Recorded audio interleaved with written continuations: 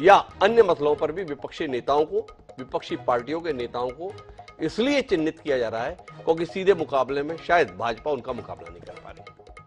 ताजा मामला जो है वो 3 संदर्भों में है। एक, लालू यादव के परिवार के संदर्भ में, जिसके तहत बिहार के उप मुख्यमंत्री तेजस्वी यादव को सीबीआई ने तलब किया है 25 मार्च को सीबीआई के दफ्तर में। दूसरा विषय, तेलंगाना के मुख्यमंत्री की बेटी हैं कविता, उनके नाम पर ईडी ने एक बार फिर सम्मन किया है। शराब घोटाले के मसले में 20 तारीख को उन्हें तलब किया गया है। और तीसरा मसला है, दिल्ली सरकार में उप मुख्यमंत्री रहे मनीष सिसोदिया के मामले में आज एक नई एफआईआर दर्ज हुई सीबीआई के द्वारा, और इसमें उन पर आरोप लगाया है कि उन्होंने अवैध तरीके से जासूसी कराने की कोशिश की फीडबैक यूनिट के माध्यम से। केजरीवाल ने आरोप लगाया है कि कुल मिलाकर केंद्र सरकार किसी भी तरीके से मनीष सिसोदिया को जेल में बनाए रखना चाहती है। हम इसी पर बात करेंगे, पूछताछ का प्रयोग या सियासी सहयोग। हमारे इस चर्चा का हिस्सा बनने के लिए 3 खास मेहमान हैं। भारतीय जनता पार्टी के सांसद विजय बघेल हमारे साथ में बने हुए हैं। इसके साथ साथ आरजेडी प्रवक्ता डॉक्टर रमेश यादव हमारे साथ हैं, और साथ ही आम आदमी पार्टी की ओर से मीनाक्षी शर्मा जी, उनकी प्रवक्ता हैं, वो भी हमारे साथ। आप तीनों का स्वागत है। चर्चा की शुरुआत विजय बघेल जी से ही करते हैं। बघेल जी, आपसे जानना चाहता हूं, जनता के स्तर पर ठीक ठाक तो समर्थन मिल जाता है, फिर इस तरीके से गले काटने की जरूरत क्या है? ऐसा विपक्षी नेताओं का आरोप है कि हम सबको जानबूझकर चिन्हित कर कर निशाना बनाकर केंद्रीय एजेंसियों के माध्यम से निपटाने का अभियान चला रही है भाजपा। क्या कहते हैं बघेल साहब? नहीं, ऐसा नहीं है। कानून अपना काम करती जी, है और ईडी एक स्वतंत्र एजेंसी है, सीबीआई है। ये लोग संवैधानिक तरीके से अधिकार दिए हुए हैं, आज से नहीं, ये कांग्रेस शासन से चल रहा है जी। और वो जहां भी ऐसा क्लू मिलता है, उनके अपने संसाधन है, अपनी खोजबीन होती है, जिस तरह के उनके लोग हैं, वो लोग के पास शिकायतें आती है, तो उसके कारण कार्रवाइयां होती है। जी। अब ये कहते हैं कि ये भारतीय जनता पार्टी की इशारे पर हो रही है, केंद्र सरकार की इशारे पर हो रही है, तो इनको तो क्या है, मोदी जी का भोज सवार है जी। अब क्या कहें, जो भी हो, फिर मोदी जी दिखते हैं, जी। अपनी गलती नहीं दिखती। अगर प्रमाण के साथ उनके ऊपर कार्रवाई हो रही है तो कोर्ट में है ना, आप जाके अपना गुहार लगाइए ना। सुप्रीम कोर्ट है, हाई कोर्ट है, आप जाइए। आपके साथ अगर अन्याय हो रहा है तो खुले हुए हैं दरवाजे, कौन मना कर रहा है? और प्रमाण के साथ पकड़ा भी रहे। कई लोग अभी जेल में हैं, कई लोग अभी बेल में हैं, तो ये क्या है? और आज से नहीं, पहले से चल रहा था ना। अगर लालू प्रसाद जी की बात कहें तो कई साल जेल में रहे वो जी। अगर अन्य नेताओं की बात, चिदम्बरम जी की बात करें तो कई साल जेल में रहे वो जी। तो इस तरह के जो मामले आज भी कई लोग हैं। मतलब आपका सीधे तौर पर कहना है कि इसका राजनीतिक दृष्टि से कोई लेना देना नहीं है। इस देश में जो भी विपक्ष का नेता है वह भ्रष्टाचारी है, दुराचारी है, इसलिए उसके खिलाफ कार्रवाई करने की हमारी जिम्मेदारी है। अगर कोई जना कुछ नहीं करता तो वो केवल भारतीय जनता पार्टी से जुड़े हुए नेता हैं। कोई विपक्षी नेताओं को कहना है कि भाजपा के नेताओं के खिलाफ कोई कार्रवाई नहीं होती। जो भी कार्रवाई होती है वो विपक्ष के नेताओं के संदर्भ में ही पिछले कुछ समय से ऐसा अभियान चल रहा है। इत्तेफाक रखते बघेल साहब? नहीं, मैं ऐसा नहीं कहता जी। देखिए, कोई पार्टी वाइज इसमें नहीं जी। और आज जिस तरह के चल रहे हैं ना छत्तीसगढ़ में, जी। तकलीफ क्यों हो रही इनको? तो लोग देख रहे हैं ना जी। किस तरह यहाँ शराबखोरी, सट्टेबाजी, अवैध काम, क्या क्या नहीं हो रहा है। जी। और लोग त्रस्त है, परेशान है। 60,000 करोड़ के कर्ज में छत्तीसगढ़ हो गया है। जी। हमारा जो छत्तीसगढ़ धीरे धीरे धीरे धीरे डेवलप कर रहा था इन 20 सालों में, वो कहाँ चला गया? और ये लोग बड़ी बड़ी बातें करते हैं, बेरोजगारी नहीं है यहाँ, यहाँ 0.1% बेरोजगारी है, तो किस तरह का मजाक बना के रख दिए। तो कुल मिला के मजाक बना के रख दिए। विजय बघेल जी का कहना है जो कुछ भी हो रहा है साफ सुथरी व्यवस्था के तहत हो रहा है। मेरे हाथ में 2 खास मेहमान हैं, डॉक्टर रमेश यादव है और मीनाक्षी शर्मा है।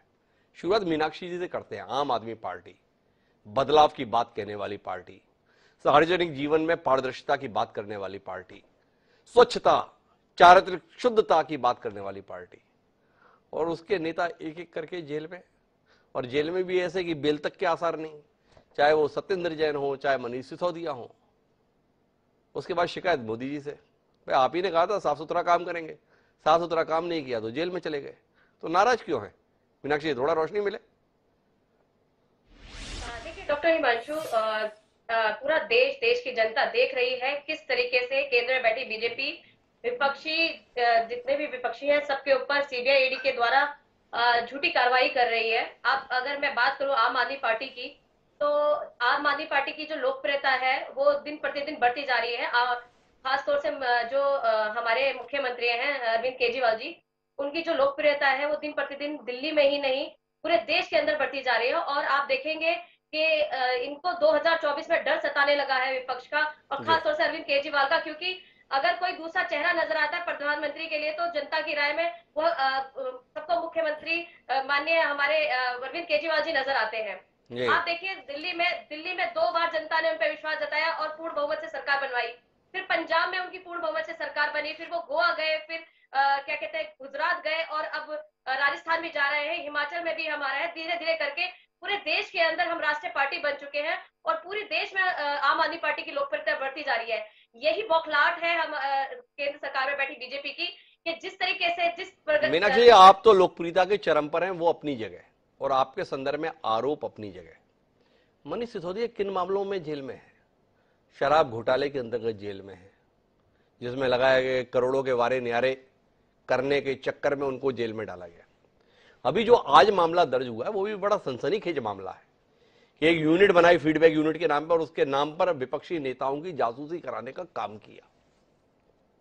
आपसे जानना चाहता हूं कैसी के लिए सत्ता में आए थे आप लोग, और अगर इस पर कार्रवाई हो रही है तो नाराजगी क्यों, और अगर कार्रवाई गलत हो रही है तो अदालत से राहत क्यों नहीं मिल रही? भाई इस देश की अदालत में तो तुरंत जमानत मिलती है, अगर आपको फंसाया जा रहा है तो उनके खिलाफ निर्देश भी जारी होते हैं। ना सत्येंद्र जैन को जमानत मिली, इतने दिन हो गए मनीष सिसोदिया को भी जमानत नहीं मिली। तो ये अदालत के स्तर पे आपको राहत नहीं मिल रही, इसलिए संदेह हो रहा है कि मामले में कुछ सत्यता है। क्या कहती हैं आप? आपकी एक एक बात का जवाब दूंगी एक एक उस पे। सबसे पहले आप ये देखिए कि अगर मैं मनीष सिसोदिया जी की बात करूं जी, तो अभी एक छोटा सा इंसिडेंट आपके सामने हुआ था। अभी 40 लाख की रिश्वत के रंगे हाथों कर्नाटक में बीजेपी का नेता पकड़ा गया, विधायक का बेटा पकड़ा गया, 8 करोड़ का कैश मिला, उसके बावजूद अभी तक उसकी गिरफ्तारी नहीं हुई। आप सोचिए, जहां सामने सामने दिख रहा है गिरफ्तारी हुई और उसी के साथ में जमानत भी हो गई। मैं आपको अपडेट कर देता हूं, मैंने जमानत भी मिल गई। हाँ हिमांशु जी, मेरी बात को कंप्लीट करने दीजिए, क्योंकि आप बीच में टोकेंगे तो आपके सारे बातों का जवाब नहीं मिल पाएगा। आप उधर देखिए कि यहाँ पर सीबीआई 1 साल से 500 अधिकारियों के द्वारा न जाने अनगिनत कितनी रेड कर चुकी है मनीष सिसोदिया के घर पर, उनके परिवार पर, उनके सारे जितने भी लॉकर्स है उन पर रेड कर ली, उनके पैतृक गांव में जाके रेड कर ली। एक पैसा नहीं ढूंढ पाई जी, एक पैसा नहीं ढूंढ पाई है, उसके बावजूद उनको इन्होंने गिरफ्तार कर लिया और उनकी बेल नहीं होने दे रहे। अभी आपने कुछ दिन पहले देखा सीबीआई से उनकी जमानत हो रही थी, अगले दिन उन्होंने जानबूझकर षड्यंत्र के तहत ईडी हालत में नहीं चाहते कि हेलो जी, मेरी आवाज आ रही है? हाँ बिल्कुल आ रही है मीनाक्षी जी। हाँ, तो ये बिल्कुल भी नहीं चाहते कि किसी भी तरीके जो शिक्षा और स्वास्थ्य का जो मॉडल है वो जो देश में नहीं विदेशों में भी फेमस हो रहा है, उसको किसी भी तरीके से खत्म किया जाए। ये आम आदमी पार्टी को खत्म करना चाहते हैं, अपने जो सबसे बड़ा विपक्ष है उसको खत्म कर देना चाहते हैं। ये इनकी साजिशें हैं, षड्यंत्र है। और आपको मैं बता दूं कि बीजेपी तो वॉशिंग मशीन बनी पड़ी है। बिल्कुल, एक सेकंड, कुछ टेक्निक। आपकी आवाज आ रही है मीनाक्षी जी, आप अपनी बात पूरी करते रहे। बीजेपी ज्वाइन कर लेते हैं, वो सारी जांचें खत्म हो जाती हैं। तो ऐसा कैसे हो जाता है आप बताइए जरा। आज अगर मनीष सिसोदिया बीजेपी ज्वाइन कर ले, आज सत्येंद्र जैन बीजेपी ज्वाइन कर ले, तो सारी ईडी की जांचें खत्म हो जाएंगी। वो तो बात आपकी सारी ठीक है, उस पर हम विजय बघेल जी से पूछ लेंगे, पर आपने मेरे एक सवाल का उत्तर नहीं दिया। अगर आपके नेता इतने ही बेकसूर हैं तो इन्हें अदालत से राहत क्यों नहीं मिलती? एक मासूम सा सवाल है। आप जैसी सुधी प्रवक्ता से इसके संदर्भ में कोई जवाब की उम्मीद तो कर सकते हैं ना? अभी सीबीआई से हमारी जब बेल होनी थी अगले दिन ही उन्होंने ईडी से एक दिन पहले षड्यंत्र के तहत उनको ईडी के तरफ से गिरफ्तार करवा दिया। जितने भी आरोप, और मीनाक्षी जी का यह कहना है कि कानूनी राहत ना मिल जाए इसके संदर्भ में भी केंद्रीय एजेंसियां षड्यंत्र पूर्वक काम कर रही हैं। एक मामले में जमानत मिले तो उससे पहले दूसरा मामला कर दो, आज तीसरा मामला भी उनके खिलाफ दर्ज कर दिया। मनीष सिसोदिया को चुन चुन कर केसों में फंसाया जा रहा है, केजरीवाल भी कह रहे हैं। डॉक्टर रमेश यादव भी मेरे साथ में है, तेजस्वी यादव खतरे में है। हालांकि आज सीबीआई ने बोला है आने दो, गिरफ्तार नहीं करेंगे। क्या कहते हैं डॉक्टर रमेश यादव?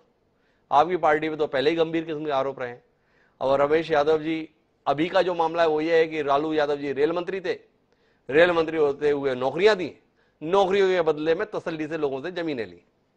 अब इस पे अगर कार्रवाई हो रही है तो परेशानी क्या है? विपक्ष के नेता हैं इसलिए कार्रवाई ना करें, देश का कानून ये काम भी ना करे, ऐसे ही होना चाहिए। डॉक्टर हिमांशु जी, जी आज पूरा देश देख रहा है, जी सत्तासीन जो लोग हैं, भाजपा के लोग, जी पूरे देश के अंदर जितनी भी विपक्षी पार्टियां हैं उनको किसी न किसी बहाने फंसाने की चाल चल रही है जी और उनके जो केंद्रीय एजेंसी, उनके तोते हैं जी सीबीआई, ईडी, आयकर का दुरुपयोग करके और तमाम विपक्षियों को फंसा करके और प्रजातांत्रिक व्यवस्था को खतरा में डालना चाहते हैं। देश की जो संसदीय व्यवस्था है इसमें विपक्ष की भूमिका हुआ करती थी, आज बीजेपी डरा करके और अपने केंद्रीय एजेंसी का दुरुपयोग करके सबको फंसाने का और परेशान करने का काम कर रही है। क्योंकि देश के अंदर भाजपा ही एक ऐसी पार्टी है जिसमें सारे लोग हरिश्चंद्र हैं और बाकी तमाम पार्टियों में चोर लोग हैं। बताइए, भाजपा अपनी अभी कर रही थी, मीनाक्षी जी सही कही, कहाँ जो पैसा पकड़ा गया कर्नाटक बीजेपी के नेता के पास, उनकी तुरंत अरेस्टिंग हुई, तुरंत बेल दे दिया गया, क्या आधार है? और बीजेपी के तमाम नेता हैं, अगर उनमें हिम्मत है उनकी सीबीआई से, ईडी से, आयकर विभाग की जांच करा ली जाए। एक एक सांसद का आज पूरे देश के अंदर बीजेपी का कार्यालय खुल गया और आलिशान भवन में खुला, उसके लिए पैसे कहां से आए? बीजेपी के बिहार के मंत्री रह चुके मंगल पांडे जी की संपत्ति जांच करा ली जाए। तो केवल लालू यादव चोर है बिहार में कहता है, लालू यादव अगर बीजेपी से हाथ मिला ले तो वो हरिश्चंद्र हो जाएंगे, सारा उनका मामला दफा हो जाएगा।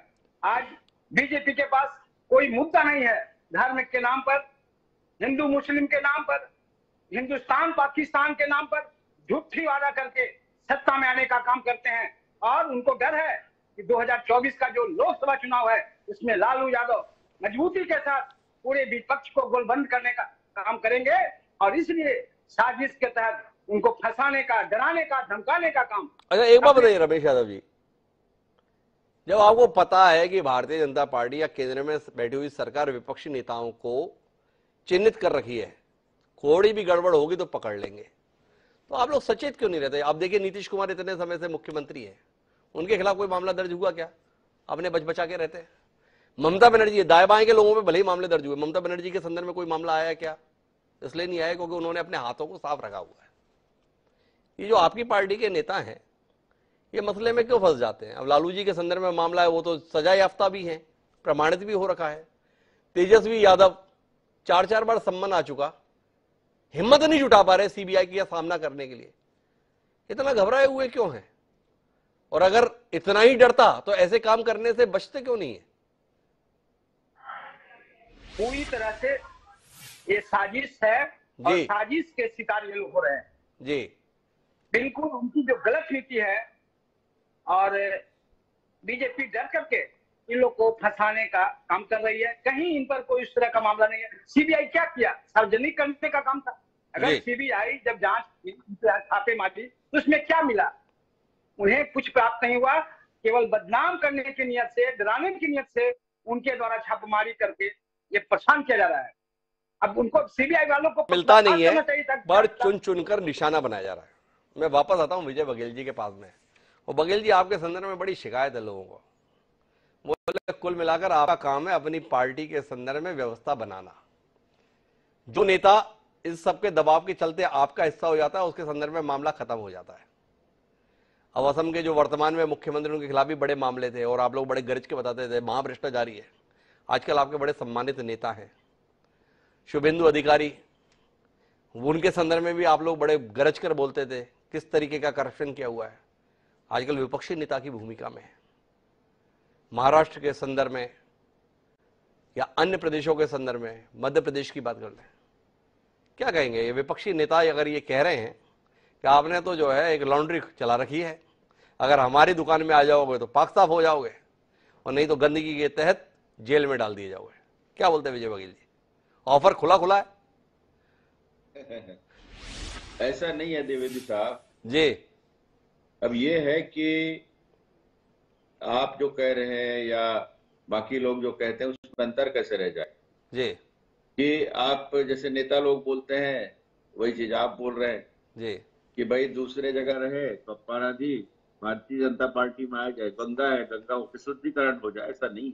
जी मैंने पहले ही कहा कि ईडी और सीबीआई एक स्वतंत्र एजेंसी है और वो अपना काम करती है। जो क्लू मिलता है, जो उनके बहुत सारे जो संसाधन है उससे जो कुछ ढूंढ के लाते हैं तो उसके कारण उन पर कार्रवाई होती है। भाई इसमें भारतीय जनता पार्टी का और मोदी जी का, केंद्र सरकार का कोई दोष नहीं है। जी ये लोग बचने के लिए सीधी तरह राजनीतिक लाभ लेने के लिए बात करते हैं।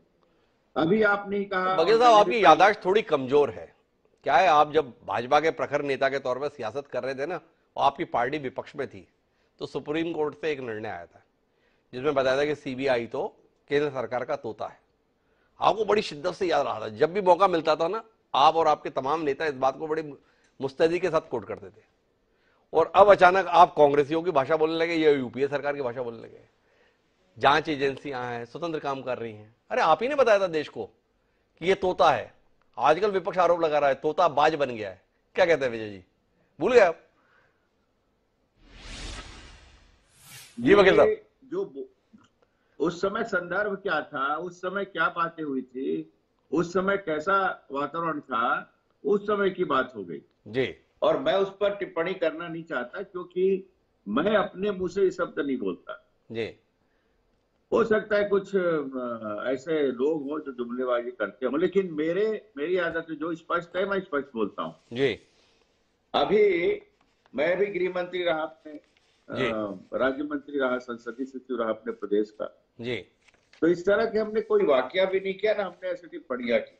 जी। आज अगर ये बातें आ रही है तो आप देख लीजिए, लालू जी का विषय है, क्या ये भारतीय जनता पार्टी के केंद्र में सरकार आने के बाद हुई? क्या ये तो पहले भी हुई है, जी। कांग्रेस शासन में भी हुई है। जहां तक मीनाक्षी जी बोल रही थी जी कि आपको सुप्रीम कोर्ट के ऊपर भी विश्वास नहीं है, आप अधिवक्ता है, आपको उसके पर भाई अगर बेल मिल रहा था तो उन्होंने अटैक कर दिया। तो छानबीन के तो ये जरिए है, अगर पूछताछ बाकी है तो क्यों ईडी और सीबीआई नहीं लेगी उसको संज्ञान में लेके, क्यों कोर्ट के साथ आवेदन नहीं करेगी? ये प्रक्रिया है, ऐसा होता है जी। और माननीय अरविंद केजरीवाल जी पाक साफ हैं। आजू बाजू के जिस तरह आपने कहा कि ममता जी ने जी और अपने जो नितिन जी ने जी नीतीश कुमार जी ने जी जो अपने आप को पाक साफ किया, आजू बाजू वाले फंसते रहते हैं। वही स्थिति यहाँ भी है। अरविंद केजरीवाल जी आसपास के लोगों को बराबर देखिए, योगेंद्र यादव जी से लेके कुमार विश्वास तक के लेके कितने लीडर थे उस समय लड़ाई में, कहाँ चले गए वो? एक सिसोदिया जी थे जो उनके समकक्ष खड़ा हो रहे थे, आज उनको भी किसी षड्यंत्र बस ये जिम्मेदारी देके फंसवा। बड़े महत्वपूर्ण बात कर रहे हैं विजय बघेल जी बोल रहे हैं कि नारियल हमारे नाम पे फोड़ा जा रहा है, करिए नेता अपने आप ही इंतजाम रहे हैं। अब केजरीवाल जी ने बाकी नेता तो निपटा दिए थे, एक सिसोदिया जी बचे थे तो उनका भी काम लगा दिया। केजरीवाल ने अपने आप को बचा रखा है, बाकी सबको धीरे धीरे निपटाने का काम कर रखा है। क्या कहती है मीनाक्षी जी? शिकायत भाजपा से है जबकि हो अंदरूनी सियासत का मामला रहा है। हिमांशु जी आपकी बात का जवाब दूंगी, लेकिन मैं आपको एक क्लिप भेजूंगी भी और आपने देखी भी होगी जी। और खुद विजय बघेल जी को याद दिला दूं कि जब माननीय प्रधानमंत्री जी गुजरात के मुख्यमंत्री थे, उन्होंने खुद अपनी भाषण में कहा था कि जो सीबीआई है उसका दुरुपयोग किया जा रहा है केंद्र सरकार की तरफ से और इनको जनता जवाब देगी। तो आज मैं भी यही कहना चाहती हूँ आपके चैनल के माध्यम से, जी प्रधानमंत्री जी वाकई में सीबीआई का दुरुपयोग हो रहा है और आपको आने वाले समय में जनता जवाब देगी इसका, कि जिस तरीके से आप सीबीआई ईडी का दुरुपयोग करके विपक्ष के नेताओं को झूठे आरोपों में अंदर कर रहे हैं, उन्हें प्रताड़ित कर रहे हैं, उन्हें डराने धमकाने की कोशिश कर रहे हैं और गुंडागर्दी और तानाशाही की सरकार चलाना चाह रहे हैं। आने वाले समय में आपको जनता जवाब देगी। और तो आप मेरा ये एक टिप्पणी इस पे चाहिए, इतने गंभीर किस्म के आरोप आपने लगाए, अदालत मौन होकर इसे देख रही है। अदालत की तरफ से तो कोई ऐसा स्ट्रक्चर आता नहीं, अदालत की तरफ से ऐसा कोई आदेश आता नहीं, अदालत की तरफ से ऐसा कहीं जाहिर होता नहीं कि केंद्र सरकार जो है विपक्षी नेताओं को प्रताड़ित कर रही है। क्या मानती हैं आप? अदालत पे भी कब्जा कर लिया सरकार ने, अदालत स्वतंत्र नहीं रही इस देश में। देखिए, हम माननीय सुप्रीम कोर्ट का बहुत ज्यादा इज्जत करते हैं और हमें पूरा विश्वास है कि न्यायपालिका से हमें न्याय मिलेगा। लेकिन आपको भी पता है कि न्याय प्रक्रिया का एक लंबा समय होता है और सुप्रीम कोर्ट हो या हमारे हाई कोर्ट हो, सबकी एक प्रक्रिया होती है, तो वो अपनी प्रक्रिया से चलते हैं। जो कोर्ट है वो अपने कार्रवाई करेंगे, अब सीबीआई को टाइम देंगे जांच करने का सबका। लेकिन आपने देखा कितने निर्दोष हैं आज जो जेल के अंदर बंद है, लेकिन कोर्ट अपनी तरीके से प्रक्रिया चलाती है। ठीक है, उसको सबूतों से मतलब होता है और संस्थाओं से मतलब होता है कि वो सबूत इकट्ठा करके लेकर आए। लेकिन जितने समय तक सबूत इकट्ठे किए जाएंगे या उनको चार्जशीट दाखिल की जाएगी, तब तक वो उनको छोड़ नहीं सकती है।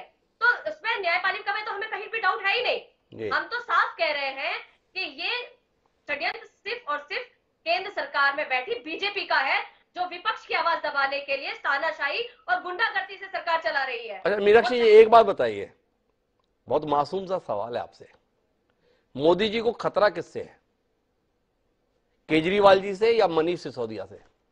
आप बताती है कि केजरीवाल चुनौती है और जेल में सिसोदिया जी हैं। ये बात समझ में नहीं आई।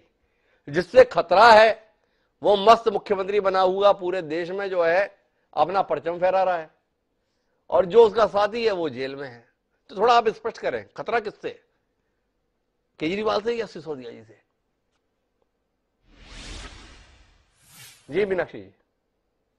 देखिए, उन्हें पूरी आम आदमी पार्टी से खतरा है, क्योंकि उन्हें एक एक, आप छोड़िए नेता को, उनको तो एक एक कार्यकर्ता से खतरा है। क्योंकि अपने आप आम आदमी पार्टी का एक एक कार्य अपने आप में अरविंद केजरीवाल है और पूरे कट्टर ईमानदार कार्यकर्ता है जो चाहते हैं कि देश के अंदर बदलाव आए। और सबसे बड़ी आप देखिए, इन्होंने जो टारगेट बनाया मनीष सिसोदिया, सत्येंद्र जैन जी को, उसका कारण है, बहुत बड़ा कारण है।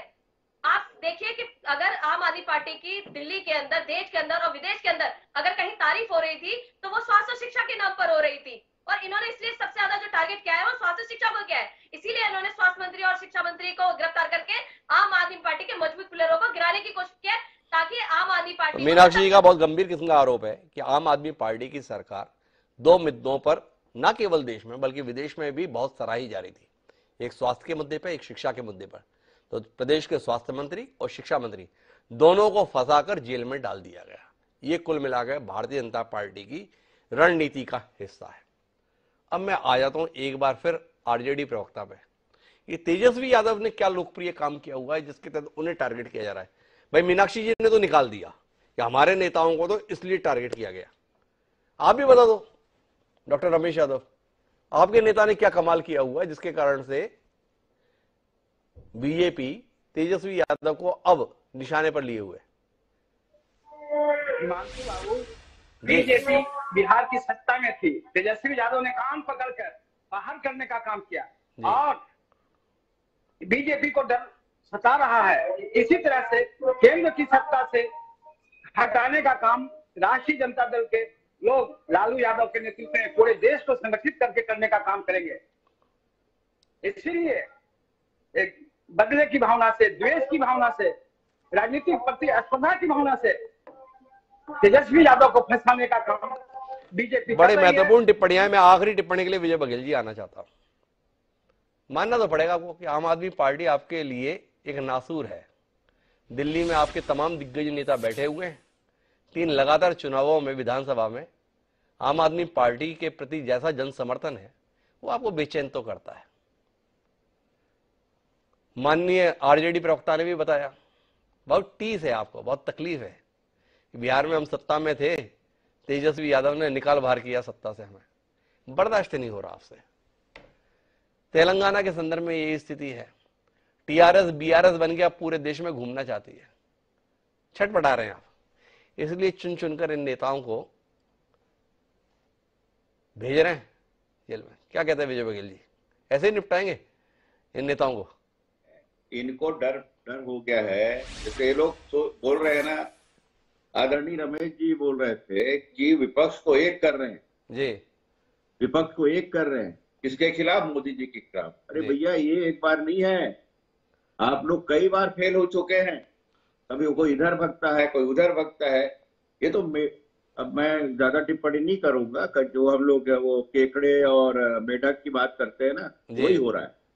अब देखिए, पहले नीतीश कुमार जी निकले पक्ष को एक करने, जी अब रमेश जी बोल रहे हैं, लालू जी भी निकले हैं, तो दोनों एक हो गए हैं, दोनों मिलकर निकले हैं। फिर ममता जी निकली थी, फिर केजरीवाल जी निकले थे, फिर कांग्रेस वाले निकले थे, सोनिया जी निकली थी, मीटिंग ली थी। क्या हुआ? पहले ये लोग अपने आप को मत भिन्नता है जो उसको ठीक कर ले। और भारतीय जनता पार्टी कि भाई किसी से या चुनाव से डरती नहीं है। कोई भी मुद्दा चुनाव को मद्देनजर देख के काम नहीं करती हो, हमेशा से आप देख लिए। ये सतत चलने वाली पार्टी है। और आज जब 2 सांसद थे, उससे 303 सांसद आ गए, उसका इसको तकलीफ है। आज पूरे विश्व में नाम हो रहा है भारतवर्ष का, मोदी जी का, ये इनको तकलीफ है। इसलिए ये बोल रहे हैं खाली मोदी जी को बदनाम करो, मोदी जी को बदनाम करो।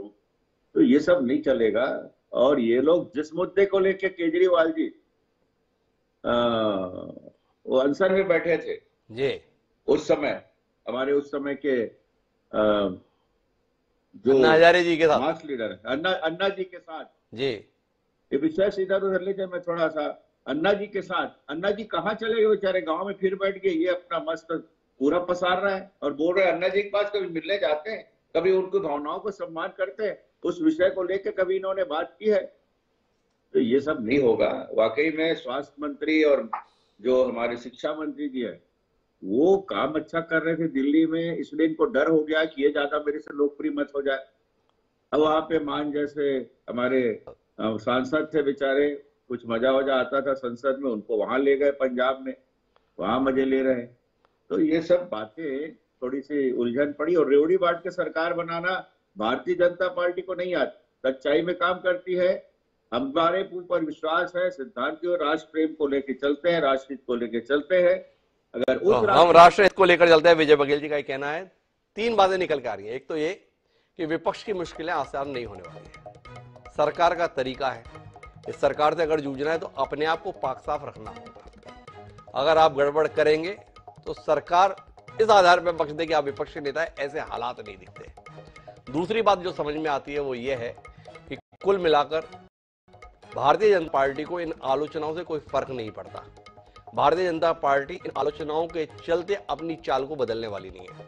और तीसरी महत्वपूर्ण बात, विपक्षी एकता के दावे तो किए जाते हैं पर सब अपने हितों के अनुसार उछल जाते हैं। जब तक विपक्षी एकता के संदर्भ में केवल नारा रहेगा, व्यवहार नहीं दिखेगा, इस मामले में कोई राहत की उम्मीद नहीं कर सकते हैं। तो कुल मिलाकर देश की सियासत के संदर्भ में विपक्षी दलों को अतिरिक्त एहतियात, अतिरिक्त सतर्कता के साथ काम करने की जरूरत है। क्यों? क्योंकि निगाह लगी रखी है, अगर गड़बड़ करेंगे तो बख्शे नहीं जाएंगे। अब इसको जिस रूप में भी समझा जाए, पर इतना तय है कि विपक्ष के लिए आने वाले समय की राह भी आसान नहीं है। आप तीनों मेहमानों का बहुत बहुत धन्यवाद इस चर्चा का हिस्सा बनने के लिए। समय अब आज के शेर का, तो हमारा आज का शेर कहता है, वर्तमान राजनीतिक हालात पर सुनेगा कौन मेरी चाक दामनी का अफसाना, सुनेगा कौन मेरी चाक दामनी का अफसाना, यहां सब अपने अपने पहलन की बात करते हैं। कलीम आजी ने जो यह बात कही थी वो दरअसल इस समय के प्रदेश के और देश के सियासतदानों पर मुफीद है। कोई किसी की सुनना नहीं चाहता, सब अपनी कहना चाहते हैं और इस चक्कर में देश समझ नहीं पा रहा है कि सच कौन बोल रहा है। बड़ी उलझन में देश है, देखें इस उलझन से देश कैसे निकलता है। बहरहाल अब मुझे दीजिए, कल फिर मिलते हैं नए विषय के साथ, तब तक के लिए सलाम।